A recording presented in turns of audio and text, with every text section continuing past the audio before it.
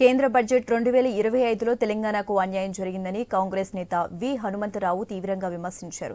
NDA మద్దతు ఉన్న రాష్ట్రాలకు మాత్రమే గణనీయమైన కేటాయింపులు వచ్చాయని మండిపడ్డారు. రానున్న ఎన్నికల కారణంగా కేంద్ర ప్రభుత్వం బీహార్కు అనుకూలంగా వ్యవహరిస్తుందని తెలిపారు. తెలంగాణకు చెందిన బీజేపీ ఎంపీలు పార్లమెంటులో ఆందోళనలు చేయకుండా ఎందుకు మౌనంగా ఉన్నారని ప్రశ్నించారు. ఇవాళ గుజరాత్ ఉన్నది. గుజరాత్ ఎవరున్నారు?